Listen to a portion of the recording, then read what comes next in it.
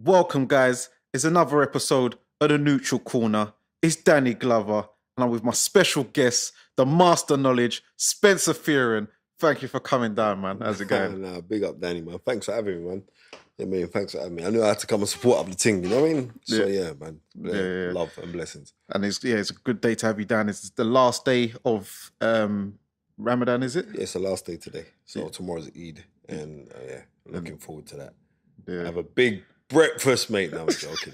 Now, I'm going to continue it because what happens is this. I just feel so good by, abstaining from foods.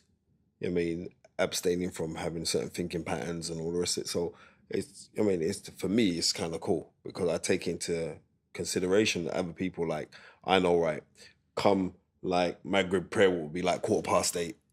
I'm eating my food.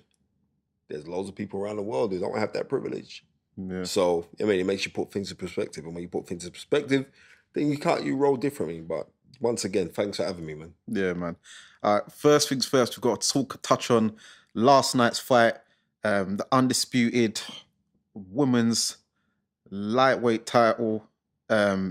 Katie Taylor Serrano. Yeah, Katie Taylor Serrano. What's your thoughts on that, man? It was an incredible fight. Very reminiscent. The last round, how they just went at it, was very reminiscent to Sugar Ray Leonard versus Roberto Duran in Montreal, when they just they threw fists. And like the parallels in that fight was Duran at that time moved up from lightweight to challenge for the welterweight championship, and Amanda Serrano did exactly the same thing, but she moved up 2 weights from featherweight up to lightweight to challenge for a world crown, but it was the undisputed crown. And we got to give her all the credit in the world. It was a hell of a fight. Close fights are not robberies. Close fights are close fights. It was a close fight. But when somebody like a Katie Taylor, who's not an outspoken person, she lets her fist do the talking. But remember, Madison Square Garden in New York was sold out. Yeah. And that's the pulling power. And kind of like the mastery of Eddie Hearn is a great salesman. But then you're selling it, but you're also selling it with, what's that name? Jake Paul. No, RuPaul. Is it RuPaul? Yeah. He said it with RuPaul. And what's his brother's name? Frankie Paul, isn't it? Right? Logan. Right, Logan and Jake, yeah. Yeah, so when he sell it with those two clever clowns. They're clowns, but they're clever clowns. They know. They're clever. Right? So when he's selling it with those guys, it was sold out, and it was an amazing fight, and one of the best fights that I've seen down at Madison Square Gardens. Yeah. So how did you have it scored at the end, though? You know what? I was just enthralled by what I was watching. So at the time, I had Katie Taylor came on strong in a lot. Like after 6 rounds, I had my girl up 5-1. Serrano. I had her up 5-1. Okay. But kind of like, I think, like Chris Mannix card, I think. Was it? Yeah. But she came in strong. And I think a draw could have been suffice. I wouldn't argue over the draw, but I'm not even arguing over Katie Taylor's win because she really did bite down on her gum shield. And the thing is, you can't finish strong. She was allowed to finish strong. And she was as Serrano kind of faded, she would finish strong. Even though she was hurt, she would finish strong. But you know what? Props to Serrano, because a magnificent fighter. And she now is one of my most favorite fighters. I've always liked Katie Taylor. I've known her from way back. She's a very, very good fighter. Very, very personable and humble young lady. Not really a chatterbox, not into no bravado. She just wants to fight. And it's amazing how she got hurt from round 1 up to round 4. She was getting hurt with shots. Body shots. Yeah, body shots, the head shots as well. Yeah. But what happens is, after a while, your body adjusts to taking that kind of power. You know what I mean? And that's what happened. She adjusted to it. And fair play. She got a win. I'd love to see that again. And there's talk like that fight could happen in Ireland.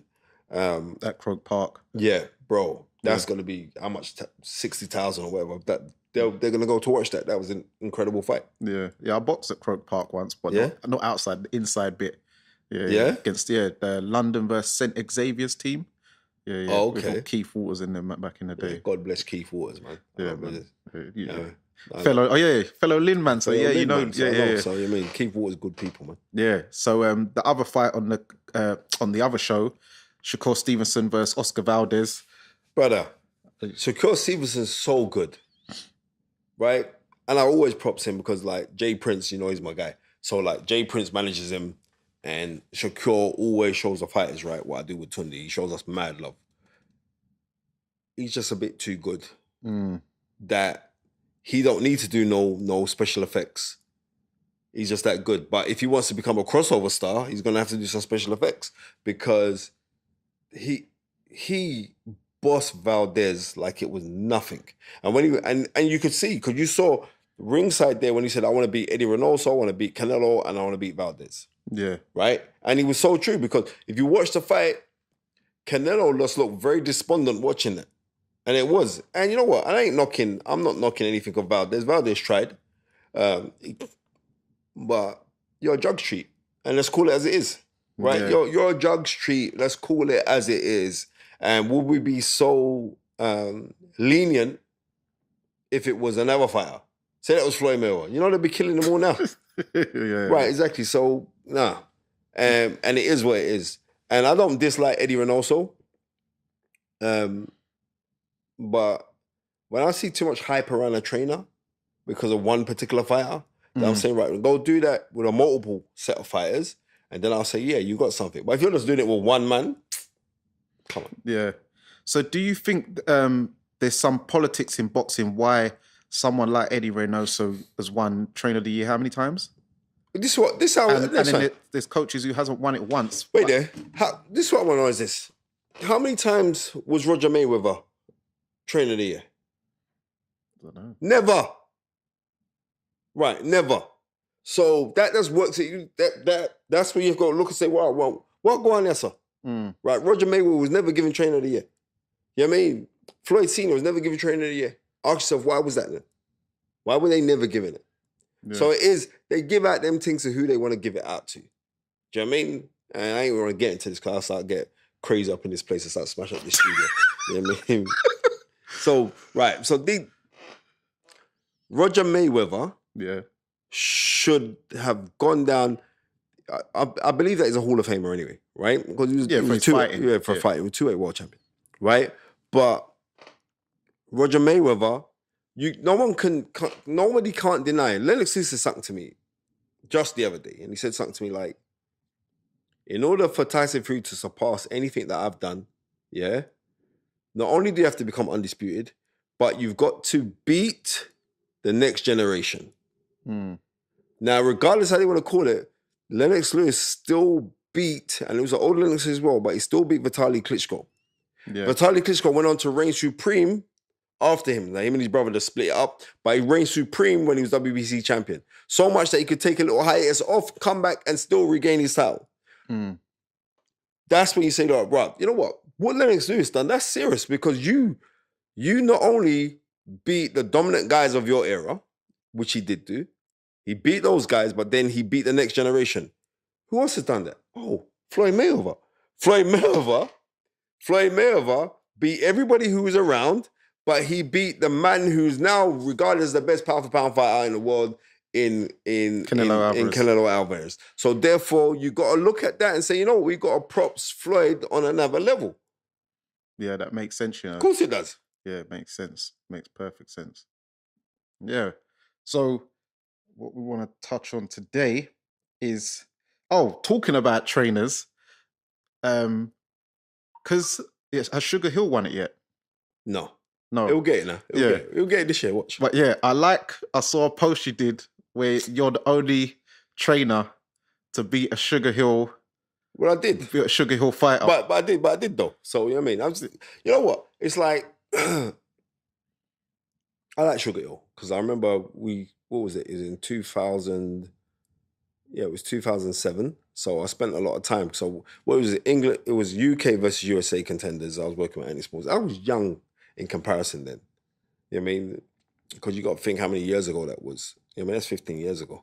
Mad, right?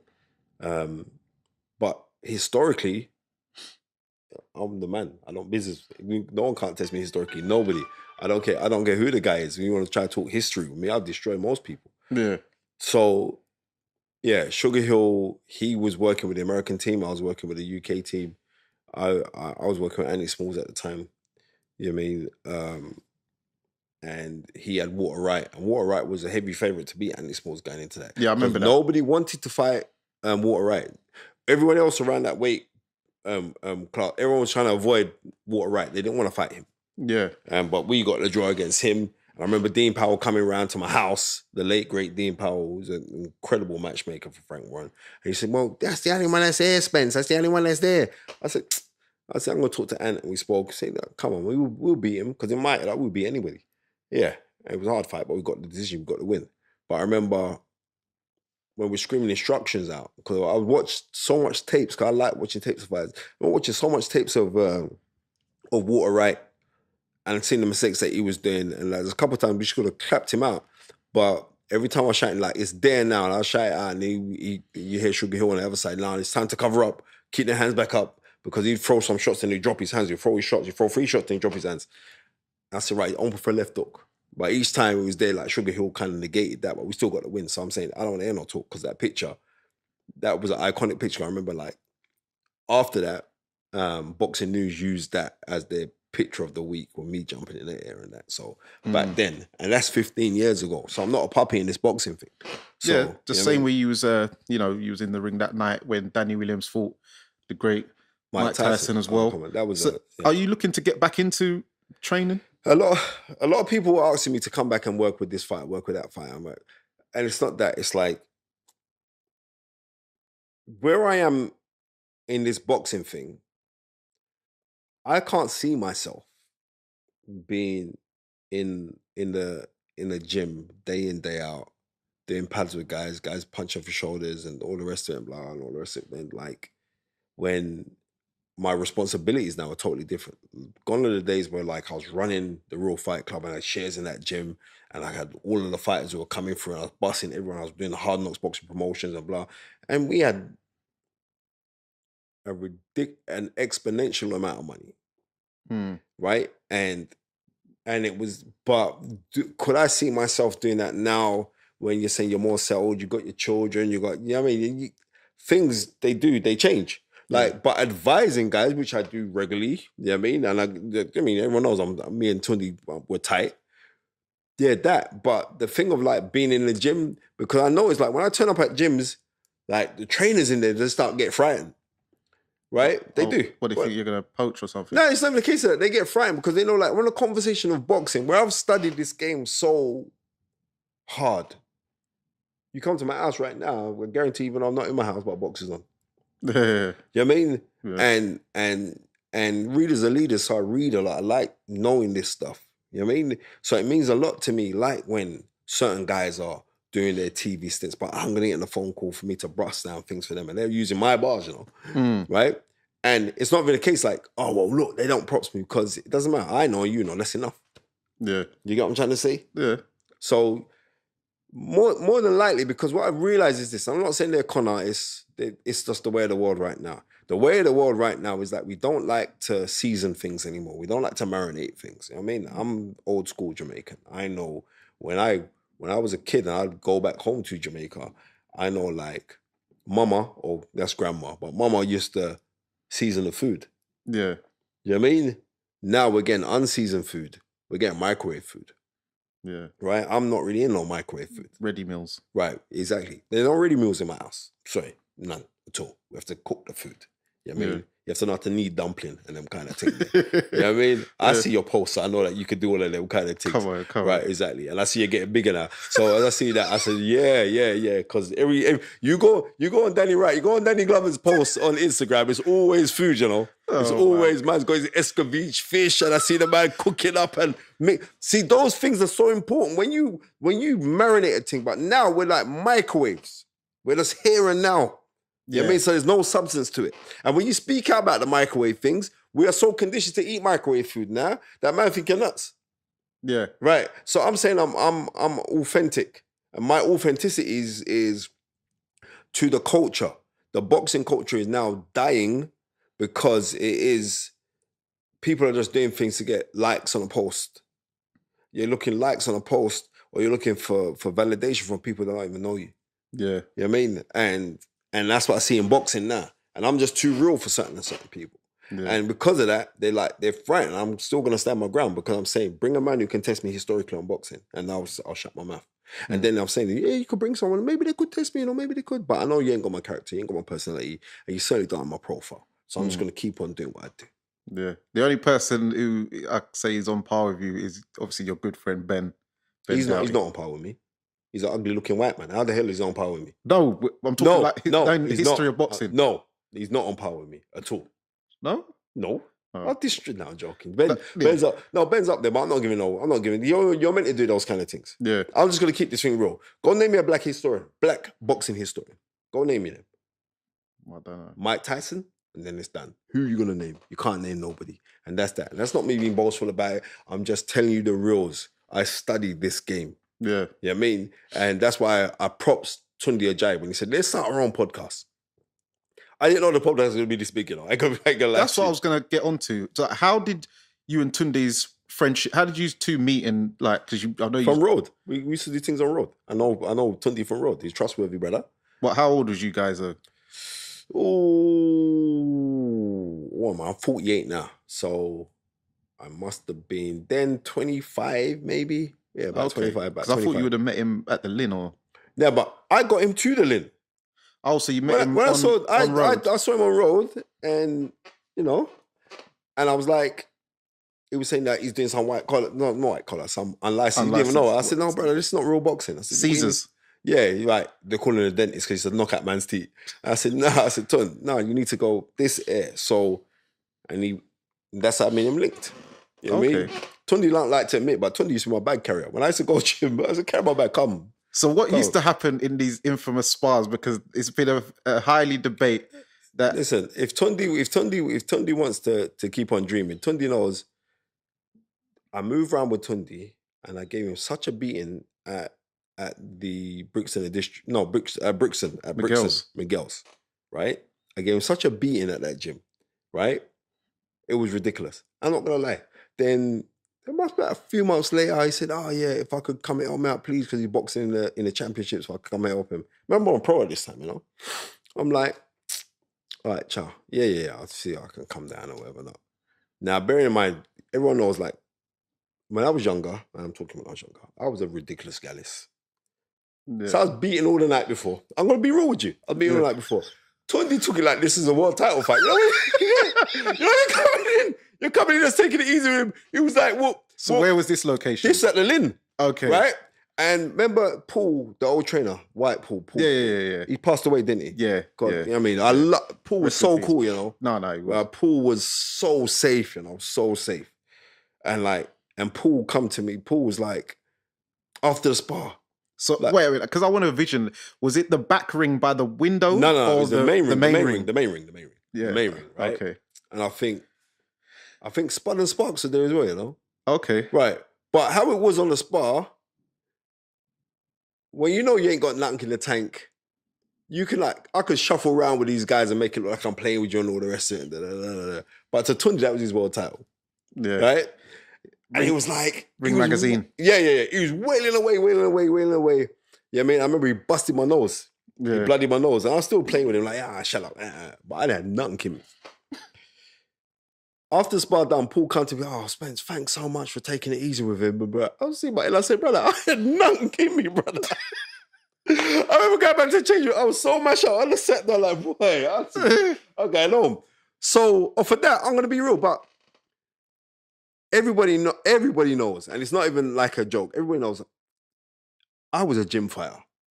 Yeah. I'd smash anyone there. I was a gym fighter. So for Tunde to want to run with that, he can run with it. That don't make no difference. It's just like it just adds even more banter. He's still my brother. I still love him, but he knows what time of day it is. He does know, because the beating I gave him at the Miguel's gym when I dropped him as well, and like at the certain time I mentioned it, he starts laughing because you know what? Like he's very good at forgetting things. You know that little African is very good at forgetting things, but I don't business because like when he started doing these things and he's working with Junior McDonald. I remember Junior McDonald got to the ABA finals. Yeah, and I'm pro then, and I remember Tunde done a little spat. I think he had 6 pro fights and he retired.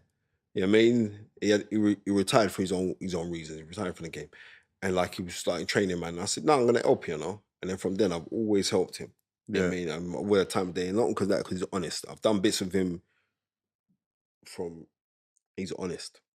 You can leave Tunde with 100 grand and say, hold that for me. I'm coming back for it next week, and you come back and 100 grand still there. You know what I mean? Yeah. He's just so honest. It's mad how honest he is. And because he's so honest, I've got time of day for him. Now people could turn around and say, oh, well, I can't take him, or blah, blah, why? What's he done to you? Yeah. Do you get what I'm trying to say? Yeah, just he's expressive. He's very expressive, but I can deal with that because at least I know where I stand with him. He's a person, like, if he's upset, he's going to tell you that he's upset. Yeah. No, I don't like that, Spence. I'm like, shut up, you little boo-boo, right? But, you know what I mean? Do you get what I'm trying to say to you? But no, I'm just being real. Yeah. And that's why I've got time of day for him. Because he's a man, like, he's a kind of person like, rah, you know what, Spence?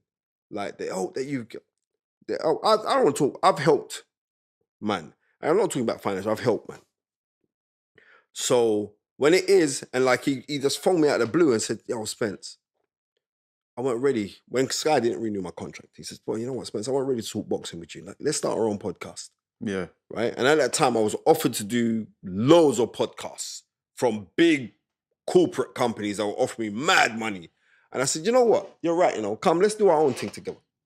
Yeah? And I know I pissed off a lot of people as well. Certain people approached me and said, you know, it's kind of, we've got something here and we're going to pay you.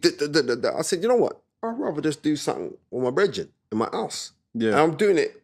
We started off in Tunde's kitchen, right? Yeah. He's not a regular kitchen because he's got a penthouse. But regardless, we started off in his kitchen, me, him and Gary Blake, our producer. And we started off there and then we're saying, right, now we'll start this thing. And we're doing it and we're making mad money off of YouTube. Yeah. From me just talking in my kitchen. Yeah. Being expressive about what I'm passionate about. And that's the game. So, I mean, I'm good. It reminds me of a real Sunday service, the way I'm seeing man bidding wars. Bruv. The super chats or the Snapchats, as Tunde says it. Yeah, I'm telling you, Snapchat. Listen to me. It is Sunday service. And that's why we kept it. Let's keep it on Sunday. Let's drop a little piece of the, and let's just keep it 100% authentic. You know what I mean? Not scripted. We'll say, right, we're going to talk about this subject and we just go. Yeah. You know what I mean? And because we've kept it that authentic, we get like real fans or real people follow, like who are dropping like £100 a time, £60 a time. That. And when you look at those amounts at the end of the month, you're getting a £3,000, £4,000 check. I'm like, what? So nah, man, this is the way forward. And I know how instrumental it is when I'll get exclusive, because you know my black book's ridiculous. I know there's nobody in boxing I don't know. I'm not knowing you to be no fan. I'm talking to you as my brethren. So because of that, I know when we quote things, it will get verified because I'll quickly just phone Lennox. I'll quickly just phone any big man. I mean, look when we got Mark Breland. That was quoted verbatimly right throughout every newspaper. That bus. Yeah. The thing. And so it is what it is, but it's the energies that we both bounce off each other. And because we cuss each other regular on the thing as well, and everyone knows it's all love. Yeah, that's the thing why people say, yeah, and that's why they tune in, and I'm so grateful. But like I said, Tunde came to me and I was offered mad money to go work with, and I said, no, let me just do something with my brethren. And you mean, and God honors loyalty because loyalty is royalty. And loads of people don't get that part. You know what I mean?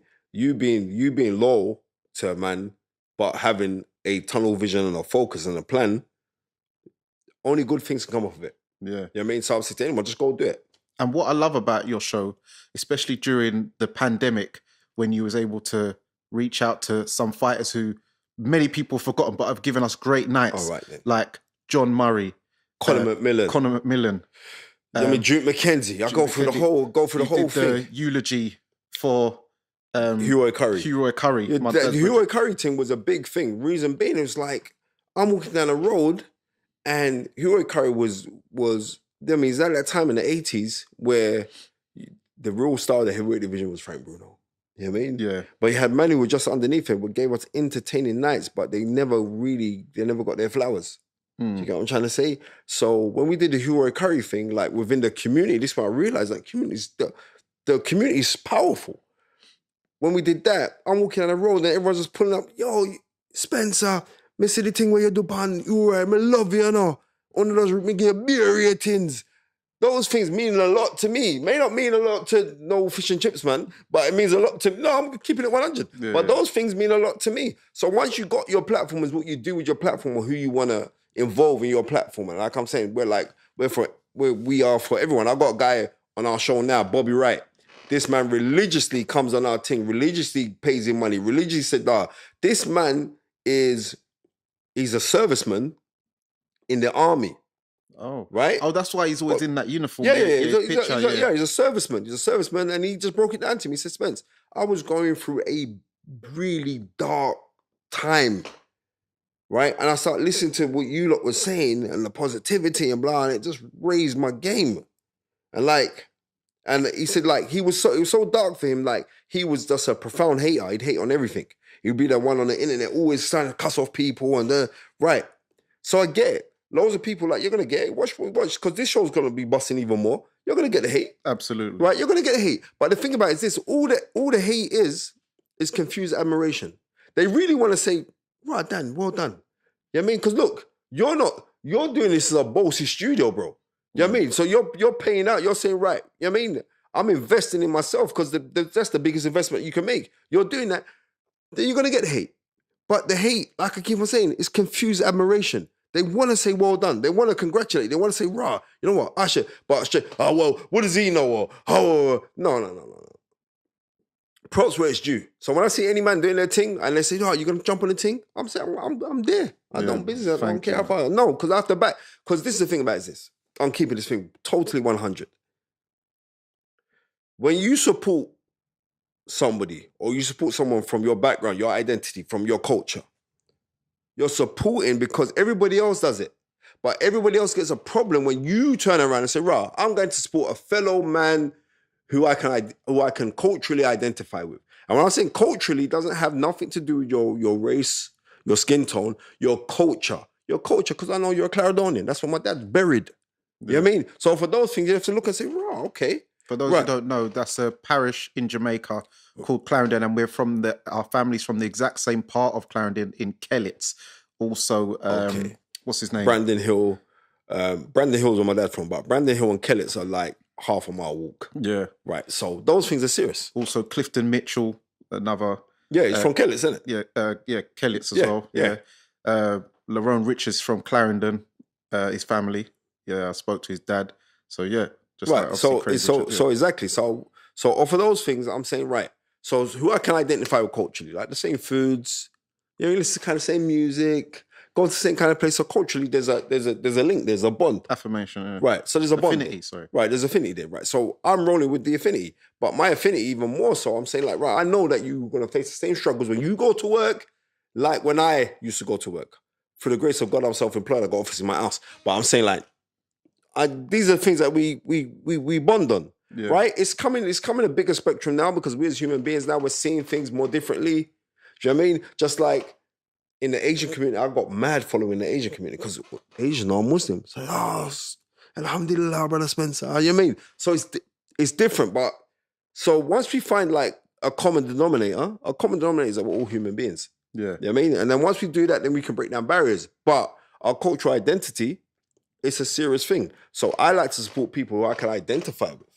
So how important do you think cultural representation is for fighters in boxing? Of course it's important. Listen to me. But the thing about it is this, unfortunately, let's just go and do. Yeah. Instead of like always bloody talking about it, always going, listen to me. I know like certain people who go into British border control, right? Certain men who are trying to manage them, and they'll find it hard from the British border control. I've never had nothing hard from the British border control. Can I sit down and say, oh, the British border control are racist, and all the rest of it? No, I can't say that. You know what I mean? Yeah. Because my experience hasn't been that of a racist experience, and I like to look for racism wherever I can find it. Well, the remote, that's racist. No, I can't say the British border control are racist. Yeah. Right? What I could say is that the British border control could have more people that know how to culturally identify with the younger generation or younger Black or Asian or ethnic minority generation. I don't think they've got that. But I've been fortunate because I'm seeing certain guys are in the board of control now. When I was on the come up, they were in Frank Warren's office. When I was on the come up, they were employing friends who were working on their building sites. So when I was so it's like I can't turn around and say like the importance of representation. It's the right representation. They can say, all right then, well look, we've got 6 black guys in there, but I know the 6 black guys, they're not going home to eat rice and peas, they're going home to eat bacon and eggs. Do you get what I'm trying to say to you? Yeah. But what I was meaning by that, I'm talking about with fighters, for instance, Oscar Valdez yesterday, he made sure, he come out to his Mexican music. Amanda Serrano, she played, Puerto Rico. The Puerto Rico thing after she played the New York thing by Ja Rule. So it's like fighters to, bring their heritage. I saw you and on your show, you touched on about the music from last week's fight with Fury and White. Where you feel that he should have Dillian White should have chosen another. Listen, what I'm trying to say is this, right? If you another song, right? Yeah, but if you understand frequencies, right? There's certain things that you hear that control the emotions, right? Now, the AC/DC tune that he's coming, was it Fade to Black? That tune, Dillian White has owned that as his own. That is his tune, right? Yeah. But when you're going into battle, you're not, that tune ain't props in man that look like you. Yeah. I'm just going to keep this thing 100, right? That, and you need that energy. You have to understand what energy is. Energy cannot be destroyed, neither created, right? So therefore, you have to understand when you're dealing with that energy, you need that upliftment. In that crowd, where was Dillian White's fans? They weren't. You're playing that tune there. That tune's uplifting people that don't even look like you, who don't identify with you. You know what I mean? People that want him to lose. People are, exactly. They're Fury fans, babe. Yeah, they're Fury fans. Most of the fans and are Fury Fury fans. fans. And Fury come out to Biggie Smalls. Yeah. You know what I mean? Which was a kind of little tongue-in-cheek kind of thing anyway, because remember he sung it and he said the N-word in the tune, him and his son. But he still said, right, I'm playing it anyway, because that's a bad boy tune. Yeah. Right. But what I will say is, Fury, he's able to defy things which you're not meant to do. For instance, I remember the last time I heard someone play that Juicy tune was Junior McDonald when he fought Tommy Eastwood. And Tommy Eastwood done him at York Hall. Funny enough, another traveller. And done him at York Hall. Yeah. And then also Tyson Fury, if you notice, he ran to the ring when normally anyone who runs to the ring gets bruck up. But somehow he defied both. Tyson Fury is that guy in it. The last guy for heavyweight championship of the world to run to the ring and come out successful was 40 years ago. It was Larry Holmes versus Jerry Cooney. What was that? June 11th, 82. Don't muck around with me, right? So that was the last time a man ran to the ring, right? Yeah. And he was WBC champion as well, right? The knowledge, right? But he's that's the last man that's pulled it off. So there's something with the boxing gods and the synergy and the energies. But when you start understanding this energy thing, you know that, like Floyd Mayweather, for instance. I know you've been in Vegas quite a few times. You ever go to the gym? Yeah. You go to the gym. Bare gal in the gym, innit? Yeah. Sit down there, man. Bare gal in. Because Floyd knows the power of the energy of the female. Because the female is the closest thing that we got to God, or the female is the closest thing that we have to a higher being. Floyd's got bare gal around him. Yeah. Right? Because he knows I'm drawing off the energy. Because when a woman, let me tell you this. You see that when they tell like, hell has no fury like a woman's scorn. Yeah? But life has no bigger blessing than a woman's love. Yeah. So you see when women are around you and they're rooting for you, it's done, I'm telling you this now, it's done. You can accomplish anything you want to accomplish when you got women behind you. And that's what Floyd does. You know what I mean? People think that Floyd's some little dumbass guy. No, he's not. You would not be able to have amassed what he's amassed if Floyd understands this energy thing. Floyd knows, I'm going to say some shit this week and I'm going to get all the attention, all the eyeballs on me. And I'm going to reverse that energy, because energy is neither good or bad. Yeah. Yeah? Energy is what you make it. You know what I mean? What was it? It was Shakespeare. Shakespeare that said, what is it? Life is neither good or bad, but thinking makes it so. So whatever you think of, whatever you think about, you bring about. Floyd understands this. So these are the things like need to be implemented in people's minds. Tyson Fury knows this thing, Don't get fooled. Tyson Fury actually knows this thing. He knows it. He knows about the polarities. He knows about the energy thing. He knows about this thing, telling you he knows about it. Yeah. And that's the difference. We're getting certain guys who think like, boy, I don't need to bother about these kind of things. I'm telling you, this thing, boxing is the universe, but boxing is profoundly spiritual, right? Not religious based, spiritual based. Yeah. You know what I mean? Tyson gets that. Yeah. So, also, congratulations. I've seen you are now the head director of sports entertainment at Metavisionaries. How did that come about? And what is this company all about exactly? And what are they looking to do? Let me just big up my brother Wasim. I went to Pakistan. Me, Ian Rush. And I did a lot of motivational speaking out there. We were brought out there by Imran Khan, who was the then Prime Minister. They're trying to get rid of him now, right? Yeah. On him hard. Yeah, I've seen that recently. He doesn't want to comply to America. So you think that's it? Gone? You're gone, bruv. So yeah, I went out there. I did a couple of universities out there. Me and the great Ian Rush, because he's a legend. And so from then, this guy Wasim was like, Spence, you know what? Yeah, we're gonna be doing bits. And then what Metavisionaries is, it's actually an educational program in the metaverse. It's an educational program, and they do a lot. So we teach people from deprived parts of the world, in Like- loads of different things. Like Bosnia and Herzegovina. I remember you went there. I went Bosnia and Herzegovina. I went there. I've traveled around the whole place. Singapore, Pakistan, Iran. I've been fortunate to go to these places. So what we're doing now, we're trying to accomplish things where we're gonna get like big people on a platform that they can share inspirational stories with young kids. They can share education. They can inspire these young children.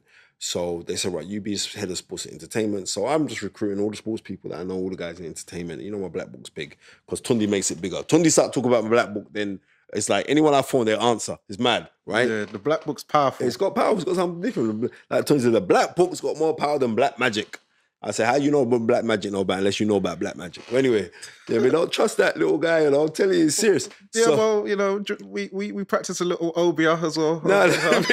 No, you do. I don't know about that. No, not me. Bro. What about you, brothers? I don't know about them things, bro. People in yard. Yeah. You know, big up Nanny. Yeah, you know them ones there. I mean, I like that boy there. I mean, I like him now. So that's what Metavision is. So it was. I mean, just a blessing because it went on. We was going back and forth for about 3-4 months over contracts and everything else, and then it just came apart. And it came at the right time as well. Yeah, it really did come at the right time. So I mean, we can plan, but we believe that God's the best of planners, and I put everything into God's hands. But because I put it into God's hands doesn't mean that I'm going to sit there and be lazy. You got to go out and graft. You know what I mean? Because the scripture said, by the sweat of your brow you shall eat bread. So I'm working really hard because I don't want to just eat bread. I want to create a factory. That's the difference. So are you still doing work with the foundation that you used to help people? No, well, the thing about it is this. I'm going to be doing that now, but I'm going to be doing it through Metavisionaries. Yeah. Because it's all about links, and it's such a joyous feeling to be able to give back, to try and help people. You know what I mean? That's my buzz. And I mean, Christmas, I'm still going to be doing the homeless feeds because I enjoy doing it. Yeah. I enjoy, especially like my son's a certain age now, so I can take him with me. Couldn't take him on the last couple of times because of the COVID restrictions, but now I can take him with me. And just for him to see, like, he must sit down and think like everybody's got like an ensuite in their yard, or everyone. My son's 10, he's got ensuite. I was like, what the hell? I mean, there. You mean ensuite? I feel weird. I forgot beard when I was a youth. So I mean, you know what I mean? Yeah. That's a wait, man. That's a wait. And you got a time limit on that. Yeah, exactly. Yeah, I'm telling you. Right. So it's just those things. And like I said, once the Metavisionaries, it's amazing what's going on right now. It's amazing, like on the reach. It's amazing, like the genius people who are behind this thing. And at first, it was something that was going to be like totally like philanthropic, right? But then there's some big guys behind it who don't actually want the adulation. They don't want their name called. They're saying, right, well, but you're head of sport and entertainment. I said, okay, cool. I mean, here's the office. We negotiate on how much I'm gonna go get and all the rest of it. Like, boom, they say, right, boom. You go run with that, Spence, and whatever you do, we'll take off your lead. And they put me in that position, so I know I can help many people now. So that means a lot. So don't be surprised now when Dani Glover don't get sponsored by a Metavisionary now. So it's nothing now. It's nothing. Yeah, I love that. Yeah, man. So what next for you? What other what other things you looking to do in the pipeline? You know, the major thing is like there's a couple pro fighters or high profile pro fighters who just been begging, just want to sit down and watch fights. You know what I mean? And I'm honored by that because it was, and I got to big up Maxie Hughes as well. Maxie Hughes, the IBO lightweight champion. Yeah. So he come to me and said, Spence, he sent me a message. Said, Spence, what fight should I be studying for Southpaws? Because he's a Southpaw. So what fight should I be studying about? So I gave him a collection of fights and I'm breaking them down for him. And that guy is just such a lovely human being. So from he was starting to say like, right, but Spence gave me the thing. So then off of the back of that, all the other fighters started to come to me. So there's been a roster and like, so there's a couple guys who are begging for me to come down the gym with them and stuff. And before I was like, I didn't want to do that. Yeah. I mean, not like I'm too big to do it. I just didn't want to do it. But the thing about it is this, whereas I know like I would harass people from the ends to go get their trainer's license. Go and get your trainer's license because loads of people sit down on TV now and we see this man in the corner, that man in the corner, and we question, what do they know about boxing? I know more than him. So cool, if you know more than him, go do it then. So I've been on people to go get their license. You know what I mean? Including myself. Right, exactly. Yep. Right? Yep. I've been on, man, go get your trainer's license because I'm seeing a lot of, I'm not going to say con artists, but a lot of people have come into the thing and it's like they are con artists. They say they are con artists, but it's like they are con artists because I question their knowledge. Yeah. I question, what do you really know? And what I realize is this. Nobody from my community ever questions what I know. There's always people from outside of my community. There's always people outside my culture, outside my heritage, you want to question me. Me, you don't question me. But the ones who are in it, who are at the top, they could never dream of questioning me. Yeah. Ever. They bow humbly. But that's how it goes. Because this is what social media has given everybody like a level platform to talk shit about everybody else. Yeah. Right? But you can only be affected by the shit that people are talking if you respond to them. Yeah. And before I want to respond to everyone, what? I'm like, but you can't fight the whole world. And you have to remember, like I said, like Bobby Wright was the one that put it best to me. Like he was a spot where things were going wrong for him and he just hated everyone and he would spew nonsense on social media about everybody. Yeah. And he said, and then he checked himself and said, I'm just actually becoming a hater. And that's what they were becoming. And a troll. So right. So he's saying they're a troll. So leave these trolls to do trolling. Yeah. You know what I mean? But yeah, so no, I've definitely got to give you your flowers for that because you was the man who told me to go get my trainer's license, go for it. He gave me the step-by-step on hacks. I was like, how do I apply it? And you was giving me the step-by-step. You also helped Pat Barrett. Come on, I could go through enough. Yeah, I don't want to boast about all the people who got license. No, it's not boasting. But the major ones for me is Tunde Ajay. Yeah. Right? Because I remember taking him to the border control. All right?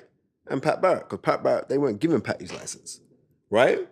They weren't giving his license. And my lawyer got involved and spoke to the border control. And then he said there's no need for that. And then he got his review. And then he went in and he got his license. So that means a lot. When Pat tells people, nah, Spence is the guy that bust. Because Pat was my older. Yeah. I mean, Pat, there's a guy named Ash, he was from up Manchester, who come down and lived in London. Yeah. So his sister is like my auntie. But him and Pat were tight. But Pat was a general up where he come from. Because Pat was from a place called Chiltern Hill. Yeah. Yeah. And Chiltern Hill was like a predominantly white area in Manchester. But Pat was the boss. Like, Pat was knocking out brothers left, right, and centre from a ute. Yeah, I've seen some vicious. No, Pat, you need to watch his British title fight and his European title fight. I thought the men were... Tony Willis, when he knocked him out. Oh, my goodness. Yeah. Right. So, Pat that's 89. And when he won that European title, that was the same night that our fellow Lin man, Henry Akinwande, knocked out John Fury. It was the same night? Same night. You taught me something I didn't even know it was the same night. Yeah. So, right. This is why... This is the master knowledge. You've got the master genius in Tunde, and I'm the master aficionado because I'm the prince of it. I'll give you that one. I didn't even know that. Thank you. Right? So so those guys, so many guys who have come through. You know what I mean? But you know what I mean? There's loads of guys. But when it comes to training side, there's loads of guys who have come through now. And I'm that person, I'm an advocate to say, like, look, if you know what I mean, you got to be the change that you want to see. So I'm on people, look, we need more of us inside this thing. Reason why is because, and this is no disrespect, everything's about relationships and how you relate to somebody. Now I just know, like, there's certain man that I can't relate to. Certain times you could be in a fight and you want to hear a man tell you about your clout. You know what I mean? Do you know what I'm trying to say to you? Yeah. To put that fire down in your belly. Right? What's that got to do? That's got to do with cultural identity. Do you know what I mean? So on certain things where I'm looking at this, it's not me having a go at the trainers who are training now, because a lot of them are very, very good trainers. Right? But there's a lot of con artist trainers out there. So what's your thoughts on these new strength and conditioning coaches in the game? Sugar Ray Robinson needs strength and conditioning. You know who's got the greatest percentage of knockouts of a fighter in history? Archie Moore. Did he have a strength and conditioning coach? No. Okay then. Muhammad Ali have strength and conditioning coach? No. Sugar Lane have strength and conditioning coach? No. All right, forget about it. They're skills, man. Let's talk about punches. Go through that history. Did Joe Louis have a strength and conditioning coach? No. Joe Louis is regarded as the one of the hardest hitters of all time. George Foreman, Ernie Shavers have a strength and conditioning coach? No. Mike Tyson? Right. Mike Tyson never had a strength and conditioning coach. I know for a fact that Deontay Wilder ain't got no strength and conditioning coach. Yeah. Okay then, that's gumbo that he's licking you with. Right? That's just what you understand. Right. So, man are talking about, oh, well, we need a strength and conditioning coach. We need to do this. We need to do this. Bro, everything is psychological. Right? And if that makes you feel like, yeah, I know, like, what weights does do for people, it makes you feel confident. Yeah. Right? It does. It makes you feel confident. But I know Ricky Hatton never had no strength and conditioning coach. Costas, you did. Because I remember there was a couple guys who I was working with when I was sparring on the continent. And they were saying they did a lot of sparring with Costa Jr. They said Costa does a lot of weights. But Ricky Hatton still broke it up, though. Yeah. Just like Jeff Lacey done enough weights. Enough weights. What did Joe Kawasaki do to him? Joe Kawasaki spanked him like he's his daddy. Right? So these are the things. It's like, I know we're new age and all the rest of it, but we have to evolve with evolution. Yeah, if we don't, then you're gonna get left behind. We're gonna become the dinosaurs, right? We have to evolve with it. But I know for certain, I'd rather have men working on their mental programming than to say they're doing this strength and conditioning and and they're doing. Yeah, I think you should do a bit of it. But if you're a boxer, you should be trying to fine art your craft. Floyd Mayweather ain't got no strength and conditioning coach. No. Right. Floyd Mayweather ain't got no strength and conditioning coach. He's one of the greatest to ever do it. He could turn around, and no one can't really argue if he said, I'm the best to ever do it, because of your opinion. He said, I didn't give my whole life to turn around and say, no, next man was better than me. I get that. Then man never know. Floyd Mayweather was this new age. Yeah. He just retired the other day. He never had no strength and conditioning coach. He done his work and but what was his real work? His real work was perfecting his art. Perfecting the art, because boxing is a martial art. So if boxing is a martial art, just like when you watch the Kung Fu films. When you watch Kung Fu films, they do strength and conditioning, you're still pushing weights? No. They're looking to do their little movements, they're working on their arse to broke you up. Yeah. So that's what I've been on. So that's what I am a believer on. Yeah, I hear that. You know what I mean? That's what I'm a believer on. Straight standard. You know what I mean? Ask me the strength and conditioning that Andre Ward did. He weren't doing none. I know Carl Froch did, but who won the fight? Oh, there you go. Right, and that's no slight on Carl Froch, because he's been an incredible ambassador for British boxing. Yeah. But I'm just saying, right? And Andre Ward is one strong brother. He's very, very strong. But was he going out deliberately doing strength and conditioning? Oh, this is my strength and conditioning coach. No, he wasn't. Yeah. So I don't really buy into that. Yeah. I don't really buy into it. Do your work, train, work on boxing, and do your groundwork. And let's see what's going on. Yeah. Real talk. So lastly, what advice would you give to young fighters, trainers, managers, just people in the game? What advice would you get? Just something to, because I know you're a man who's very philosophical.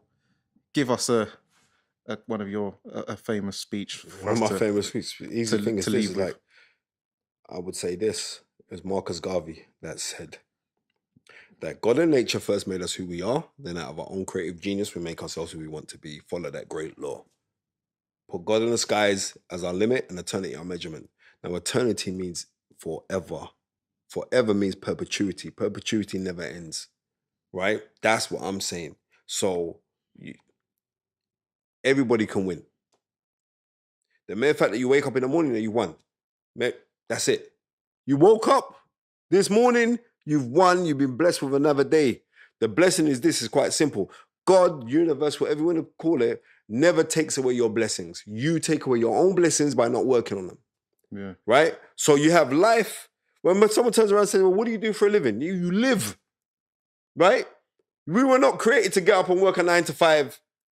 You know what I mean? Get a pension, sit down, retire in debt and dead. No, that's not the plan. That's not God's plan. That was not God's plan. This is the mechanics of these kind of things, because like there is tricks in trade and mechanics in business. The simplest thing is this, that I would say to anybody: if you want something so much, just go after it. Yeah. You know what I mean? Because then you give yourself a 50-50 chance. But don't sit down and complain about, I could do better than him and blah, blah, blah, blah, but you haven't got up to go do it. Then you want to shut your mouth. Step forward. You know why you step forward? So you'll never be in the same place, because you step forward. Ask. Reason why you got to ask? Because you know what? If you don't ask, the answer's always going to be no. Categorically, 1,000,000% is going to be no. Mm-hmm. Right? And this next thing I realize is this in my life is a living testimony of it. Right? Living testimony of it. When you're truly rolling with the Most High, the senior being, the creator of the heavens and the earth, that doors do not open for you. Doors do not exist. They do not exist. The only thing that stops you from doing anything that you want to go and do is yourself. So go and do it. Grab this thing with 2 hands. Be happy and be grateful, because the more gratitude that you express is the more abundance that you experience. Love that. And I'm glad that you brought Marcus Garvey into the equation at first, because he is from St. Anne's, where my dad's family is from. So big up. Come on, you're not this thing. But yes, thank you for coming on, man. No, man. Love, respect, man. Thank you very much, my brother. Love. Yeah, man. So there you have it, guys. The master knowledge with the master aficionado, Dani Glover. You remember, it's the neutral corner, and always remember, persistence beats resistance.